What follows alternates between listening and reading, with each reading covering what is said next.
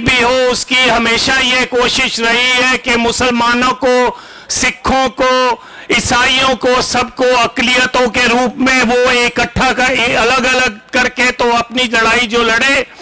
आज आपकी ताकत को देखते हुए एक और बड़े मुहाज की आज आप नींव रख रहे हैं कि हम अकलियत नहीं है, हम मेजॉरिटी हैं।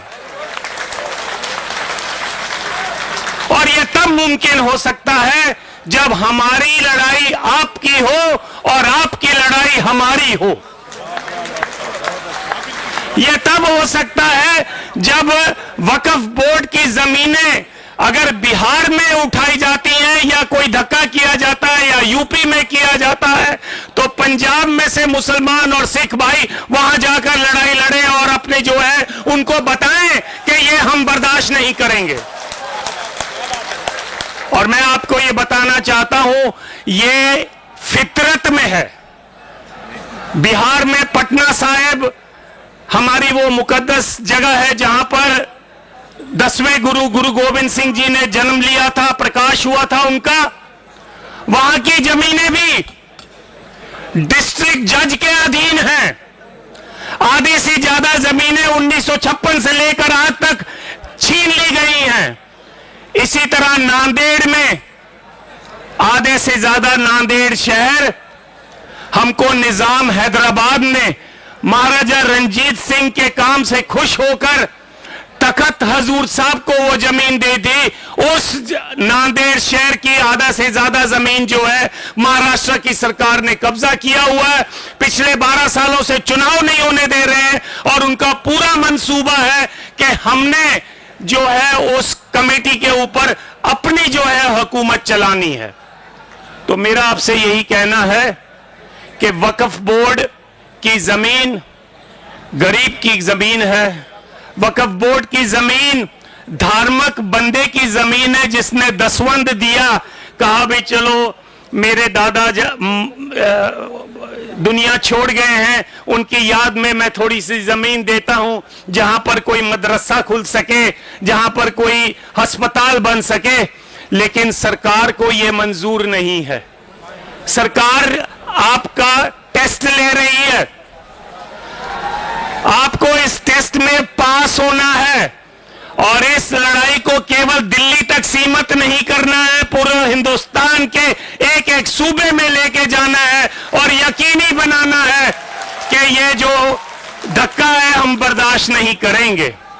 मेरी आपसे गुजारिश है, डॉक्टर इलियास साहब से, बाकी सारे जो सज्जन यहां पर बैठे हैं उनसे भी, इसको केवल एक दिन का धरना मत बनाओ।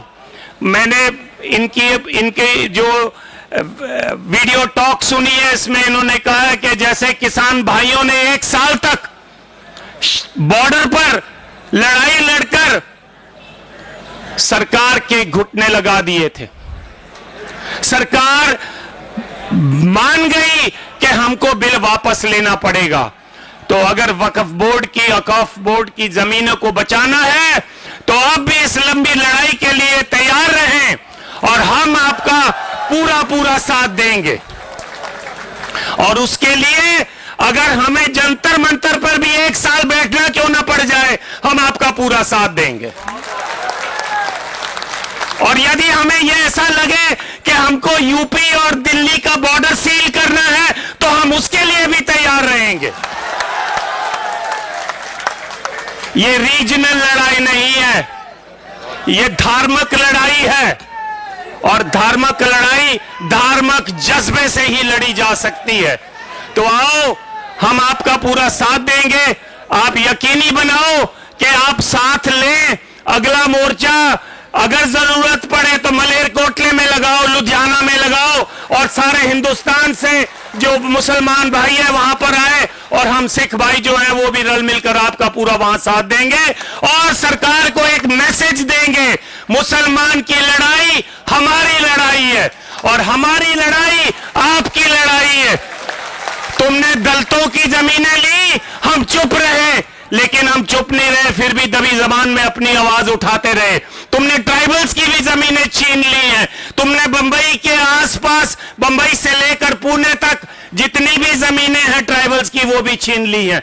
लेकिन अब वक्त आ गया है, इनफ इज इनफ, अब बर्दाश्त नहीं होता। अब हम सब रल मिलकर हम ये यकीनी बनाएंगे कि अपनी जमीनें बचाएंगे। एक बार फिर पूरे जोश के साथ, जैसे सब आप इकट्ठे हो, बोलिए आप मेरे साथ, वक्फ बिल वापस लो, वक्फ बिल वापस लो, वक्फ बिल वापस लो। मुस्लिम, सिख, दलित, ट्राइबल एकता जिंदाबाद। मुस्लिम, सिख, ईसाई, दलित, ट्राइबल, बहुजन समाज एकता जिंदाबाद। इस आस के साथ कि हम इस लड़ाई को जरूर जीतेंगे, एक बार फिर अंत में आप ही का नारा, नाराए तदबीर।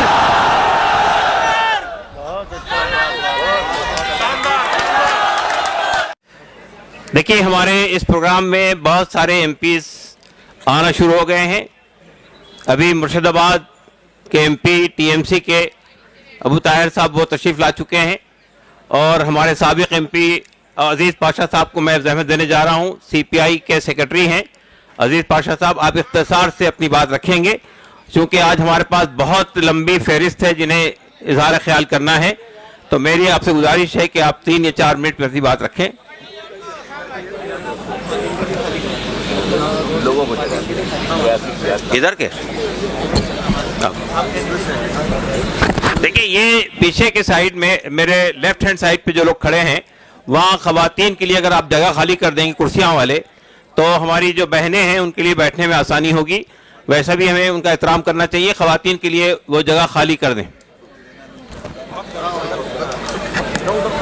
All India Muslim personal law board के जिम्मेदारान और हमारे IMCR के जिम्मेदारान और जितने भी लोग सारे हिंदुस्तान भर से यहाँ पर आए हैं अपना प्रोटेस्ट करने के लिए, जो हमारा जमहूरी हक को जो छीना जा रहा है उससे खिलाफ अपनी जद्दोजहद का आगाज़ आज हम यहाँ से कर रहे हैं। अभी उबैदुल्ला आज़मी साहब ने बहुत सारी बातें आपके सामने रखी। हम यही समझते हैं कि इक्वालिटी ऑफ लॉ जो हमारे सामने है उसको मसल दिया जा रहा है। यूँ तो देखा जाए तो हमको जो हर चीज़ की आज़ादी है, एक आज़ाद हिंदुस्तान में हमारे सामने जो हो रहा, जो कुछ हो रहा है, बहुत ही खुल्लम खुल्ला नाइंसाफ़ी हो रही है। वो चाहते हैं कि जो फिलांथ्रोपिस्ट एक्ट जो लोग अपने तरफ से सखावत देना चाहते हैं इस तमाम पूरी कौम के लिए और पूरे इसके लिए, तो उसको दबाने की कोशिश की जा रही है। कहे तो यह है कि हिंदुस्तान मदर ऑफ डेमोक्रेसी है, तो मदर ऑफ डेमोक्रेसी को अगर प्रैक्टिकल एंगल से देखें तो मदर ऑफ डेमोक्रेसी को कुचला जा रहा है। इसलिए कि जो हुकूक हासिल है तमाम दूसरे कम्युनिटीज़ को, तो ये वो हुकूक क्यों हासिल नहीं है। देखा जाए तो गुरुद्वारा कमेटी है या हिंदुओं की जो कमेटी है, अपने जो कमेटी ने कभी नान अपने कम्युनिटी के लोगों को नहीं रखा जाता, मगर क्या वजह है कि आप जो है ना यहाँ पर हमारे इस कमेटी में जो है ना नॉन मुस्लिम्स को रखा जा रहा है। और ये कानून पास होने के लिए ये लोग अपनी पूरी भरपूर कोशिश, एक तरफ से अपोजिशन की तरफ से 44 अमेंडमेंट लाए गए, मगर तमाम 44 अमेंडमेंट को रद्द कर दिया गया। और जो है ना उनके जो 14 नापसंदीदा जो अमेंडमेंट्स हैं उसको पास करके लोगों के सामने यही कि हम बहुत जमहूरी तरीके से कर रहे हैं। आपकी जमहूरियत जो है ना तमाम इसके हिंदुस्तान के लिए बहुत बड़ा ख़तरा है। हम चाहते हैं कि पूरी लेफ्ट पार्टीज भी इस मामले में बिल्कुल एकजुट है कि ये जो हो रहा है सेकुलरिज्म का जो मजाक हो रहा है, जमहूरियत का जो मजाक हो रहा है, उससे खिलाफ हम तमाम कमर बस्ता हो के आप लोगों के साथ जो है ना शाना बशाना जब तक हम जो है ना जद्दोजहद करते रहेंगे, जब तक ये हुकूमत जो है ना इस नापसंदीदा कानून को ख़त्म न कर दे। हम आपके साथ हैं, साथ रहेंगे कंधा ब कंधा, और जो है ना इसको ख़त्म करने के लिए अपनी भरपूर कोशिश करेंगे। चूँकि बहुत सारे वक्ता मौजूद हैं तो मैं अपनी बात को यहीं पे ख़त्म करते हुए आप तमाम लोगों को मुबारकबाद देता हूँ कि हिंदुस्तान के दूर दराज इलाकों से आप आकर अपना गम और गुस्से का इजहार किया और हुकूमत को झंझोड़े, उनको खबरदार करना चाहते हैं कि खबरदार, अगर आप इस कानून को पास करेंगे तो हिंदुस्तान में निराश पैदा हो जाएगा, हिंदुस्तान की जमहूरियत खत्म में पड़ेगी और सारी दुनिया इस बात को देखेगी। तो इसलिए हम इस बात की इजाजत नहीं देंगे। हिंदुस्तान जिंदाबाद, अपनी जमहूरियत पाइंदाबाद।